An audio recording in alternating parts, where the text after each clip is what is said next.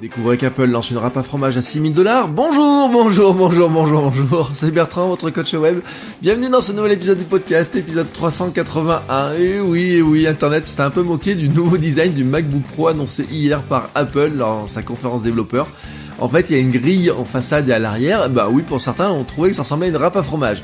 Bon, en fait, c'est du grand art, hein. C'est un bel usinage sur cet ordinateur quand même à $6 000 la tour, et sur lequel vous pourrez brancher dessus jusqu'à 6 écrans Pro Display XDR, qu'ils ont annoncé hier aussi. Ce sont des écrans de 32 pouces, Retina, 6K et compagnie, qui coûteront entre les 5 à $6 000 pièce. Bon, bien entendu, tout ça, on peut dire que c'est incroyablement cher, mais c'est du matériel pro. Voilà, c'est du matériel pro. Ceux qui auront besoin de la puissance de calcul, parce que c'est vraiment des machines incroyables en puissance de calcul, eux, ils ont le budget pour mettre ça. Et puis, nous, ça peut nous faire rêver. On peut trouver que le design est un peu moche, ou alors qu'il est très réussi. Et je suis prêt à parier d'ailleurs que dans pas longtemps, nous aurons des ordinateurs, des tours avec une fonction, avec une façade râpe à fromage qui va sortir aussi. Bon, c'est pas tout, je vais pas vous parler vraiment spécialement de toutes les nouveautés d'Apple. Je suis pas un podcast tech, je vais laisser ça au podcast tech de vous faire le bilan de tout ça, au podcast dédié à Apple de vous faire le bilan de tout ça, des annonces techniques, matérielles, logiciels qui ont été faites dans ce spécial event de Apple dédié aux développeurs, la grande conférence des annonces, des matériels, des logiciels, des nouveaux OS qui sont sortis. Mais il y avait un truc qui m'intéressait dedans, vraiment un truc qui m'a intéressé, une annonce intéressante et importante, et très très importante pour le podcast, pour le milieu du podcast. Bon, déjà, c'est la disparition de iTunes, qui devenait vraiment obsolète. 18 ans de bons et loyaux services, tout le monde a pesté contre iTunes, mais il faut quand même pas oublier que ce fut une révolution en soi, un endroit où on pouvait consommer tout le contenu d'une manière simple, puisqu'il arrivait directement dans une seule et même application. Et désormais, iTunes va laisser sa place à Apple Music, Apple TV et Apple Podcast un petit peu partout. Alors déjà présent sur iOS, Apple Podcast arrivera aussi dans macOS et va permettre donc d'écouter des podcasts sur le Mac. Bon, ça, vous allez me dire oui, mais c'est ce que faisait déjà iTunes. Il y a pas de souci là-dessus. Mais en fait, ce qui est super intéressant, en fait, c'est l'évolution vers quoi va Apple. Et notamment, ils ont annoncé qu'ils allaient indexer le contenu audio des podcasts pour chercher du contenu parlé pendant le podcast. En fait, ils vont inclure du machine learning pour indexer les contenus qui sont présents dans Apple Podcast. Et donc, ce qui va permettre de trouver des vrais sujets, non pas par le titre des podcasts, par leur description, mais par le contenu même, c'est-à-dire ce qui est raconté. C'est-à-dire que ce qui est en train d'être raconté, peut-être que dans quelques temps, vous taperez râpe à fromage sur Apple Podcast et vous trouverez cet épisode dans lequel je vous ai parlé de râpe à fromage. Craig Federighi, qui est vice-président senior de l'ingénierie logicielle, j'arrête pas à le dire chez Apple, a expliqué un petit peu cette recherche Pintex dans l'application podcast. En fait, lorsque vous rechercherez une phrase prononcée lors d'un épisode particulier, elle apparaîtra lors de la recherche, tirant la citation de la transcription. Voilà, donc ils vont faire des transcriptions de ce qui est raconté dans les podcasts, et puis quand vous ferez des recherches, ça va les chercher là-dedans. Donc Apple, s'ils font ça, va améliorer la découvrabilité du podcast via la recherche, et on va se dire qu'on va se tourner un peu plus vers le SEO du podcast, qui ne va pas seulement toucher son enveloppe. Quand je dis toucher son enveloppe dans le SEO du podcast, c'était quoi? C'était le titre, la description, quelques mots-clés que l'on pouvait mettre, la rubrique dans laquelle on allait inscrire le podcast dans iTunes. Non, si on arrive à maintenant faire des recherches dans le contenu même, dans ce qui est dit dans le podcast, en fait, on pourrait donc toucher au contenu même. C'est-à-dire que, en fait, vous pourriez considérer que dans votre podcast, vous pourriez avoir des mots importants à donner, des mots qui sont vraiment faits pour la recherche. Tiens, quels sont les mots qu'utilise mon audience, ma cible, quels sont les mots qu'ils pourraient chercher, quels sont les mots que je dois utiliser dans le podcast pour que les gens qui font les recherches sur ces mots-là trouvent le contenu de mon podcast. Bon, bien entendu, dit comme ça, c'est pas très sympathique. On va se mettre à écrire pour le moteur de recherche d'Apple plutôt que de parler pour le moteur de recherche d'Apple plutôt que de parler pour notre audience. Et attention, faut pas tomber dans ce piège-là, parce que c'était tout à fait le piège du SEO textuel dans lequel nous a fait tomber Google. Il y a des gens qui écrivent pour Google au lieu d'écrire pour leur audience. Et en parlant de Google, justement, on pourrait dire, Apple va se retrouver en frontal face à Google. Alors, c'est pas le seul domaine dans lequel ils vont se retrouver en frontal. Hier, ils ont annoncé un truc qui est intéressant, c'est que l'authentification par votre identifiant Apple, et donc on va dire par les appareils qui utilisent cet identifiant Apple, mais l'authentification non pas sur les services, sur des services classiques chez eux, mais sur d'autres services, sur d'autres sites qui pourraient adopter ce système-là. Par exemple, vous pourriez vous loguer sur des forums, etc. par ce biais-là. Et donc, comme vous le faites avec Facebook, avec la connexion Facebook ou avec la connexion Google. Et là vraiment, c'est du vraiment frontal, hein, parce que vous savez que ces outils-là, notamment pour Facebook et pour Google, ça leur permet aussi de traquer là où vous vous connectez, qu'est-ce que vous regardez dessus, etc. Bon, là, Apple se positionne contre eux en disant, bon bah, nous on va faire un identifiant qui est vraiment plus sécurisé, etc. et pas pour traquer publicitairement. Mais en fait, dans le monde du podcast aussi, hein, on a un petit peu cette guerre. Alors Facebook n'est pas présent dans le monde du podcast. Mark Zuckerberg a mis un podcast, mais son podcast est hébergé chez Spotify. Et je reviendrai sur Spotify après. Mais Google, eux, dans leur côté, ils ont vraiment ils veulent vraiment faire beaucoup de choses dans le podcast. Donc ils avaient lancé leur application, Apple Podcast, Google Podcast, vous voyez, pareil, je me plante. Mais en fait, dans les deux cas, Apple et Google veulent faciliter l'écoute, hein. Alors ça peut être avec des apps. Donc on a Apple Podcast et Google Podcast. Et puis dans le navigateur directement.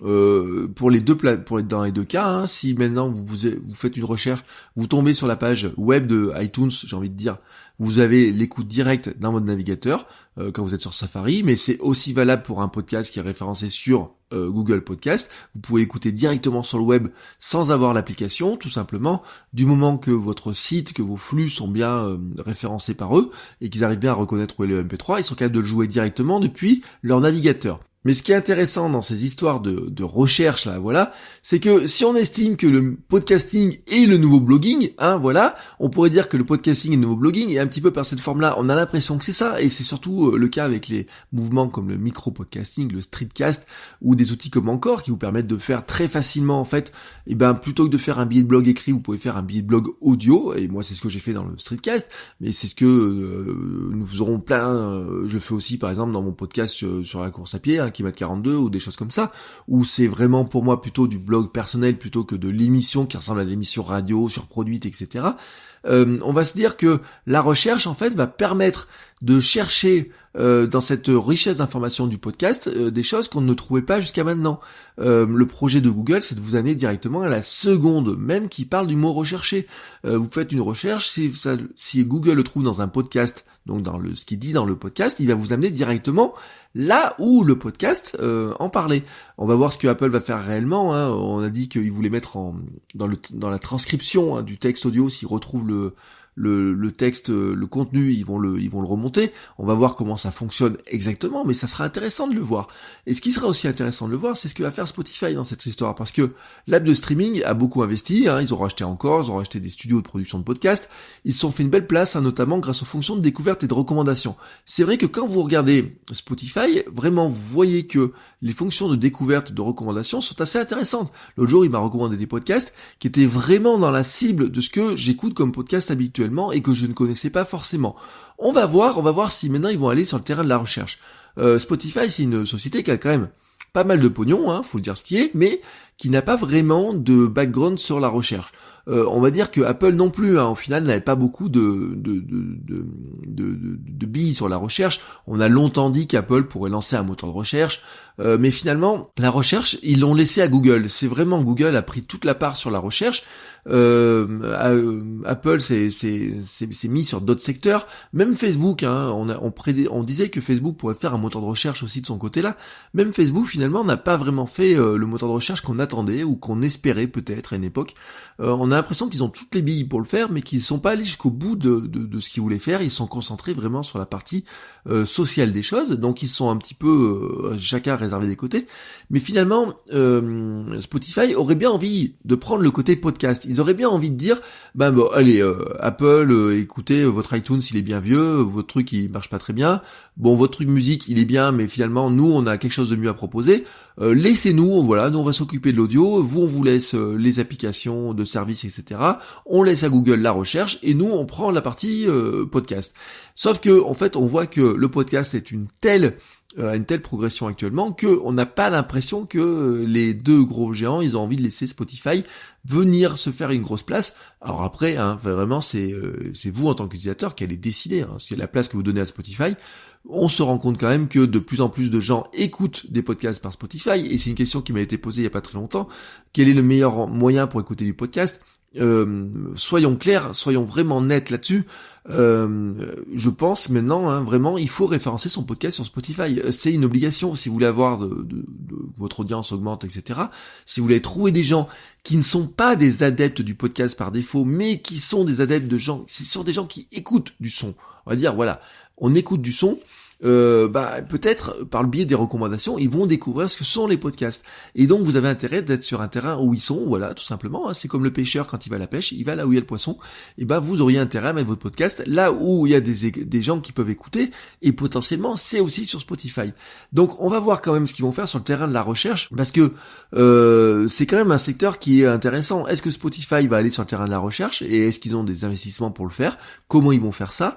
Est-ce qu'ils vont se contenter de garder pour l'instant de la recommandation des épisodes et de la recommandation des podcasts les plus intéressants par rapport à nos habitudes d'écoute, comme ils le font déjà par rapport à la musique? Ça, c'est vraiment un point qui va être intéressant. On va regarder ce que Apple va faire vraiment de cette fonction-là de machine learning, de deep learning sur vraiment la recherche. On voit que Google met des billes aussi dessus. On va voir où ils en sont, parce que n'oublions pas aussi qu'il y a un problème de langue, voilà, ce sont des sociétés américaines pour Apple et Google, donc l'anglais va d'abord, et puis le gros marché ça va être l'anglais, on va voir ensuite comment ça va arriver sur la France, donc on a beaucoup de choses à voir là-dessus, mais toujours est-il que ça montre quand même que le podcast n'a pas fini de se développer. C'est une véritable opportunité, tout de suite, c'est vraiment une grosse opportunité, et d'ailleurs, il y a beaucoup de gens qui vont dans cette opportunité-là. Le groupe M6, par exemple, a lancé 5 de ces 11 podcasts qui sont en train de lancer, qui vont être regroupés sous une marque qui s'appelle RTL Original. Moi j'ai découvert que RTL appartenait à M6 en fait. Ils lancent des podcasts et donc vous pourrez maintenant désormais écouter Mac Lesguy en podcast, parce que ça fait partie des 5 premiers podcasts qui ont été lancés. C'est-à-dire qu'en fait ils prennent leur tête d'affiche du groupe M6 on va dire et ils leur font faire des podcasts. Tout ça c'est pour développer des nouvelles habitudes, d'écoute, etc. Alors j'ai pas vu des chiffres très impressionnants dans leur ambition, ils se montrent pas en disant on va faire des millions et des millions, voilà. Mais en fait, ils visent quelques centaines de milliers d'écoutes de podcasts. C'est pour avoir toucher un nouveau public ou toucher le public différemment, ou en tout cas rester en contact. Je vous rappelle que des gens comme Plus belle la vie, par exemple, ont un podcast Plus belle la vie, qui n'est pas la retranscription audio des épisodes, mais qui sont des aventures à côté, ou qui sont des choses qui se passent à côté. Vous voyez, c'est la marque globale qui se développe aussi en passant par le podcast. Et en fait, il y a plein de marques qui développent ça, des grandes marques de luxe, etc. ont investi le podcast pour raconter les coulisses, pour raconter non pas seulement que le produit, mais aussi raconter qui y travaille, quelles sont l'ambiance des boutiques, quels sont les gens qui font les produits, etc. Vous voyez, et vous plongez dans l'ambiance. Donc le podcast, vraiment en lui-même, se développe très fortement et c'est vraiment intéressant de voir comment vont évoluer Google, Apple, Spotify, etc. dans ce domaine-là, sans oublier les nouveaux acteurs qui se présentent, puisqu'il y a des nouvelles plateformes, il y a tous ceux qui voudraient être le Netflix du podcast, des gens comme Magellan en France, mais il y en a plein d'autres, qu'on fait parler d'ailleurs pas que en bien chez eux, puisque c'est la menace sur le flux RSS dont je vous avais parlé il y a quelques temps, et on voit qu'elle vient aussi d'acteurs qui voudraient rentrer dans ce secteur-là en disant ou regardez, on a vos flux RSS, on va les choper, et puis ensuite derrière, on va proposer ça à notre audience, on récupère vos fichiers, vous inquiétez pas, on vous fait de l'audience, etc. On voit qu'on a ces tentations-là qui sont faites. Alors pour l'instant, la communauté du podcast réagit très fortement, et ça oblige les gens à reculer, mais soyons méfiants quand même là-dessus, mais on voit quand même que le podcast aiguise beaucoup les appétits. C'est donc très intéressant de voir comment tout ça va évoluer, mais moi je vous le dis vraiment, le podcast pour moi c'est vraiment une belle opportunité, si vous n'êtes pas lancé, si vous n'êtes pas encore lancé dans le podcast, si vous avez envie de vous lancer, n'hésitez pas à creuser un petit peu le sujet. Moi je suis en train de préparer des choses, je vous dis tout de suite, je suis en train de préparer des choses, alors pour l'instant je suis un petit peu en retard, vous savez c'est mon plantage de Mac il y a 15 jours, 3 semaines maintenant, qui fait qu'en fait j'avais commencé à monter quelque chose et que j'ai pas pu finir, donc j'ai attaqué autre chose, mais si vous avez envie de lancer du podcast, n'hésitez pas à me contacter, m'envoyer un petit message, etc. J'ai des trucs pour vous qui sont en préparation. Et tant qu'on y est sur les appels à l'action, n'oubliez pas que sur iTunes et donc sur Apple Podcast, vous pouvez noter le podcast, voilà, vous pouvez mettre une note, et je remercie tous ceux qui ont mis une note d'ailleurs dernièrement, j'ai eu des notes et des commentaires super sympathiques, je vous remercie tous pour vos commentaires, donc n'hésitez pas à les faire de même. Je vous rappelle, ça aide dans le classement, dans le SEO du podcast, je sais pas comment on pourrait appeler ça. Normalement, ça devrait, je dis normalement parce qu'on sait pas tout comment ça fonctionne, mais ça aide les podcasts aussi à se positionner à l'intérieur des recherches, dans les recherches, pour qu'il y ait plus de gens qui découvrent les podcasts, et donc pour qu'il y ait plus d'audience, et donc pour qu'on ait plus d'interactions autour du podcast, et plus de nouvelles idées, plus de nouvelles questions, plus de choses comme ça qui se développent. Voilà, merci à tous donc pour vos commentaires, vos notes, et vos petits messages, et moi je vous dis à demain pour un nouvel épisode. Ciao ciao les créateurs.